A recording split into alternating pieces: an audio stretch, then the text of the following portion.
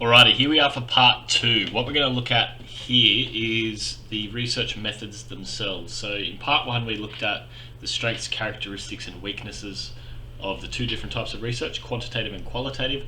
What we're going to look at today is the research methods themselves. So these are the ones that the syllabus in Society and Culture has prescribed, so these are the only ones we're going to focus on. Okay, if you Google more types of research methods, that's cool, but we're sticking to the syllabus Society and Culture definitions here. So we'll start with quantitative. So some methods you may notice, and this is one of them, I might do it by research method actually, is that some are both quantitative and qualitative, that they can be both at the same time, but they can also be one or the other separately as well.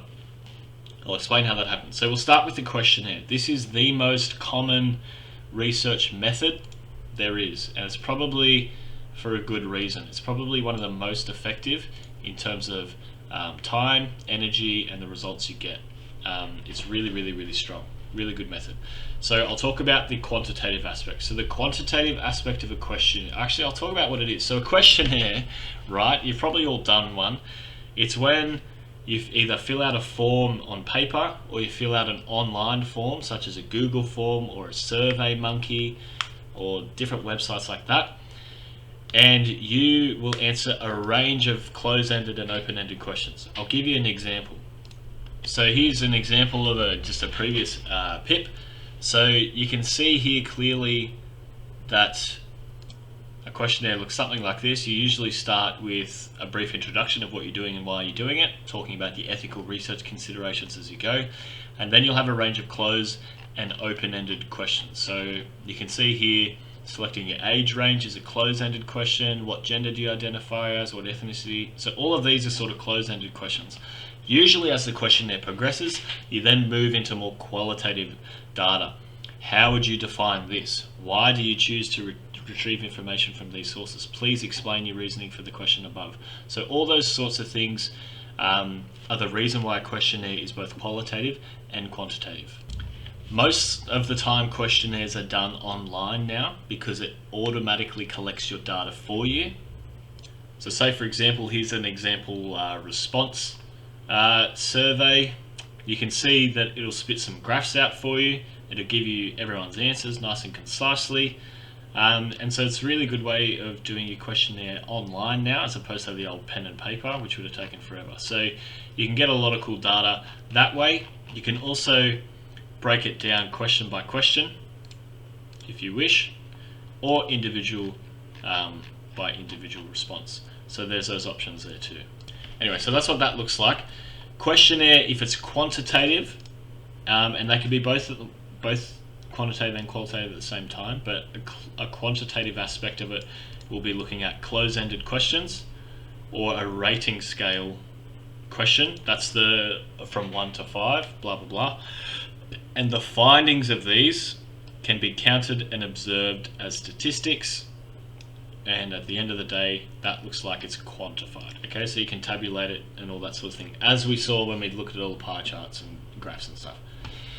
If it's qualitative in nature, it's got open-ended questions, and it gathers opinions, and therefore that makes it qualitative in nature. Okay, pretty simple. So that's what a questionnaire looks like. A content analysis is the only other one that is considered both. So only questionnaire and content analysis are considered both qualitative and quantitative. A content analysis, in a nutshell, is where, and this is going to sound like a real basic explanation, is where you analyze a piece of content, right? But how you analyze it is whether it's quantitative or qualitative in nature. So an example of this is in this PIP here. We can see this student is, I guess a little bit of context is they're looking at hypersexualization in the media. And so they did a content analysis of a magazine cover to exemplify that. So you can see here in the writing here, it says, my content analysis validated these findings as figure 1 illustrates the cover of the cast of Vampire Diaries. My analysis interpreted the over-sexualized themes and conveyed actors having limited covering over their nude bodies and are touching each other in a sexual manner. The use of sexual themes and language is used to market the Hotter Than Ever TV show and increase the consumption for obsessed audiences. So you can sort of see here how they're observing what's happening on the cover here. They're looking at the qualitative and quantitative aspects of it. Okay, so but this is more very much focused on the qualitative aspects of interpreting the image here. And a similar content analysis they did here, where they compared it over time, whereas they looked at figure 2, which you can see isn't very sexualized in a qualitative sort of sense or way, especially when compared to this by the same magazine company just 7 years later. So in a nutshell, that's what a content analysis is. You pick a piece of content. Now, it doesn't have to be a magazine cover. It can be song lyrics. It can be, doesn't necessarily have to be images. It can be words. Like you could do a content analysis on a newspaper article and look at the heading and the subject line that they've given it. You know, does that convey any bias about what they're talking about? Is the fact that they're using a specific type of font, they've bolded or italicized certain points, you can analyze that content as well. So in a quantitative sense, content analysis is when you're detecting and counting, and the data can be collected in a quantified manner. So for example, if I was to do a content analysis of how many magazines had sexual images on the front, I wouldn't compare just 2. I'd probably look at hundreds and then just count. I'd say not sexual, sexual. Okay, so now I've got 1 for here, 1 there. So I'm counting there, and I'll be able to tabulate that data at the end. Let's say I say like 72% of magazine covers were sexual in nature, whereas the remaining 28% were non-sexual in nature. So that would be a quantitative use of content analysis. A qualitative use, as we'll see here, is used to analyze and interpret themes, words, and images from documents or other bits of media. Typically it is from the media, so I'll highlight that too. But you're interpreting that, okay? You're using your interpretive skills, as it's highlighted here, to be able to do that, okay? So this student is interpreting that the cast of Bewitched, as appeared in this magazine, as they're fully clothed, they're dressed moderately, they're surrounded by written stimuli, so the focus isn't solely on the couple, whereas here we can see there's limited writing and things like that, so the focus is very sexual in nature. So they're interpreting the themes that they can see. So that's an example of a qualitative version of content analysis. What they'll then do after that is they make the qualitative judgment about the meaning of the content. Okay? That's the next important part about the qualitative version of a content analysis. So that's that. We'll continue with quantitative. So a statistical analysis is very simple. It's when you examine statistics to make generalizations and extrapolate trends. So you might examine statistics from one study that says 82% of magazines do this, whereas another study says 72% of magazines do this. Therefore, we can see a decrease over time of blah, blah, blah. So that's just you doing a statistical analysis. You're just comparing 2 different or more, multiple sets of statistics and making a generalization based on how you extrapolate those trends. Okay? Very simple. Observation. This is where the researcher just counts and tallies data. It's very, very simple. So let's say I went to the school playground and I sat in my spot on a sandstone block overlooking the beautiful oval that we have at our school. Absolutely gorgeous. What beautiful green grass. But what I'm observing and counting and tallying is the amount of people who do not put their rubbish in the bin. I can do an observation of that. I don't have to interact with anyone. I can just sit there and simply count and tally how many people do that. Okay? You know, despite the bin maybe being like 2 meters away from them. I mean, God forbid you had to get up and walk and put your rubbish in the bin that's 2 meters away from you. I think there's about 50,000 bins within arm's reach anyway. But anyway, I digress. Observation is where you're literally counting and tallying. It might be seeing how many white cars drive past a road in a 30-minute period. That's an observation. You're just counting and tallying data. That's it. And then we'll obviously analyze what that means afterwards in a research paper if you do that. But that's what an observation is. Next one we'll move into the qualitative aspects. I might start with, only because we just talked about observation, I might start with what's called a participant observation. So this one's a bit full on, it's a bit tricky to explain. So this is a qualitative method, and it's where the researcher is immersed in the action being observed and that their role is not obvious. Role as a researcher is not obvious. So let's say I did a quantitative observation of how many people put their rubbish in the bin. I just watched them. Let's say I noticed a particular group never put their rubbish in the bin, no matter what. You know, the too cool for school attitude. And let's say, I kind of want to figure out what that's about. What you do as a participant observation is that you immerse yourself in that action. So if I was doing that, I would participate in what they're doing. So I might infiltrate their social group without them knowing who I am, because the role of researcher is not obvious, and I will partake in throwing my rubbish on the ground instead of putting it on the bin. Now the reason I would do that is because I want to draw meaning from what is being observed, rather than simply counting actions in the quantitative observational method. Okay? So it's like the next level of that. So by sitting in that group and throwing my rubbish on the ground, I might ascertain the reason as to why, again, the why and the how, that they're doing that and partaking in that action. Yeah? The last thing about a participant observation is that both participant and non-participant observations can be covert or overt. So it can be covert or overt. So what covert means is, I want you to probably annotate this and draw a line somewhere. That means it's undercover. So people don't know that you're doing it. All right? Think that you're undercover. No one knows. Overt means that people know what you're doing. Okay? Most of the time when you do a participant observation, typically you're covert, because once you become overt, once people realize what you're doing, let's say I sit in that group and they realize I'm actually trying to find out why they don't put their rubbish in the bin, they might change their behavior and do it, and so that might affect the results of my research in a bias sort of way. But it would still give me some good data I can use. But that's, I guess, the idea there. And I guess the only other non-nuance is there's a version of this called the non-participant observation, where you can observe the action taking place but not engage in it. But it's quite rare, because I've got to be, I guess, close enough in proximity to that group to be able to hear the conversations and understand why they're doing it without them catching on and without me actively engaging in it. So usually participant observation refers to being immersed in it. Okay? That's the main thing to take away from there. Alright, interview. This one's pretty straightforward. I'm sure you all know what an interview is. It's where someone interviews a person. It's one-on-one, and you ask open-ended questions that are qualitative in nature.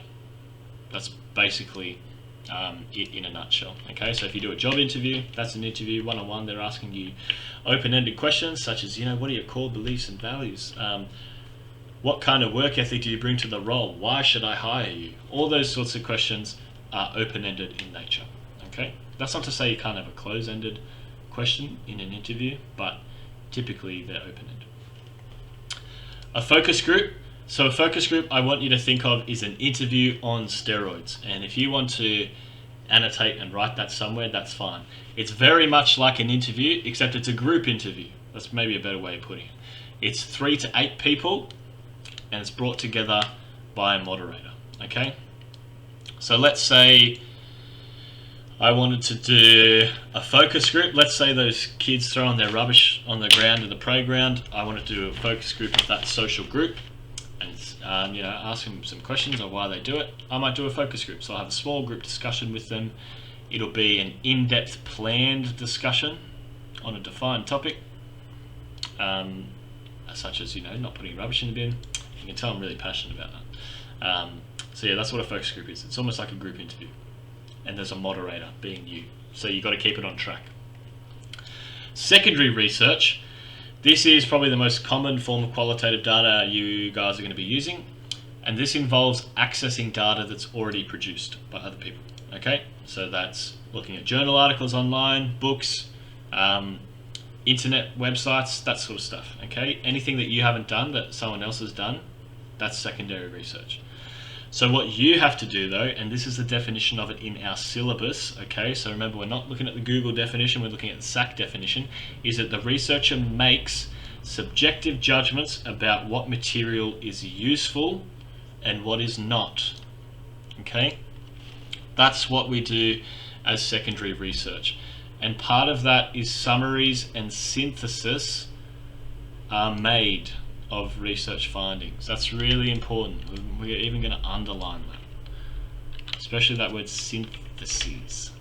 So remember, synthesis is where you get two things together. So you might say research article number 1 says this, research article number 2 says this, when this means that. Okay, so that's sort of what you want to be doing when you're making research. You're making a subjective judgment about what material is useful or not. When you're writing research, you might find a research article that completely disagrees with your primary research that you've done, or disagrees with the findings of your interview or content analysis, and that's okay. So you're going to make a subjective judgment about what part is useful for that and what is not. So that's what secondary research is. Second last one is a personal reflection. So this is where you are using personal experiences to demonstrate analysis in the context of your research. So it's kind of, I wouldn't say it's rare. It's rarely used. It is pretty common, but you just got to be careful with it. So with a personal reflection, it's sort of understanding, if we go back to social and cultural literacy, that idea of public knowledge and personal experience, it's validating the idea that your personal experience can be a valid point of research. Let's say, for example, hypothetically, that I identified as part of a minority group in Australia and that I experience xenophobic racism on a daily basis. If I was to do a research project on the effects that has on my particular cultural group, doing a personal reflection of my own experiences would be a very valid form of research to do. The only thing is that, like we said, you have to evaluate it and you have to demonstrate analysis. So you want to be as a non-biased as possible, and technically you can't ever be non-biased with qualitative research, but that's where you would synthesize or balance it with other bits of research. But personal reflection is where you reflect on your own personal experiences to analyze and interpret data, but it has to be related to what you're researching. Okay, you wouldn't talk about your personal experience as a minority group and how that makes you not put rubbish in the bin or something. Like there's no real link there off the top of my head anyway that I can think of, right? So it has to be related to the topic of research that you're focusing on. The very last one is a case study. So this involves an in-depth study of any cultural group or anything really. And the idea is that it becomes a method when it combines 2 or more research methods, such as observation, interview, and documentary evidence, to gather data. Okay, so for it to be considered a case study, you have to incorporate 2 or more, and I think doing 3 is probably a safe bet. So the reason this is important to know is that you can get a multiple choice question in your HSC, and it did happen where they might list actions that a researcher took, and you have to determine whether or not it's a case study or not. I'll find that example for you right now. So here it is, the perfect example. So this is a bit of a curly question too. So students investigated issues experienced by migrants in Australia. They spent their time examining documents, interpreting films, and compiling statistics. They presented their findings in a qualitative report. Which research method was applied in this situation? Now, we know from our definition of case study that we need 2 or more different research types. Now, where this is a snooker question is that the answer is D, a content analysis. Now, if we look really, really closely, examining documents, interpreting films, and compiling statistics are all under the content analysis umbrella. Examining documents, if we look back at our definition of a content analysis, interpreting words and themes from documents, right? Interpreting films, film right here, and compiling statistics. If we look at the quantitative version, we're compiling statistics here, okay, because we're collecting data and quantifying it, right? So that's where it's important to know what a case study is, because if you know what it is, you know what it isn't. So if there was something else here that said something like they spent their time interviewing participants, examining documents, interpreting fields, etc., we would know that it is a case study because they've used 2 or more research methods. That's why it's really important to know these definitions back to front. But in this case, the answer was D, because they've tried to trick you and snooker you, I think. So yeah, there it is.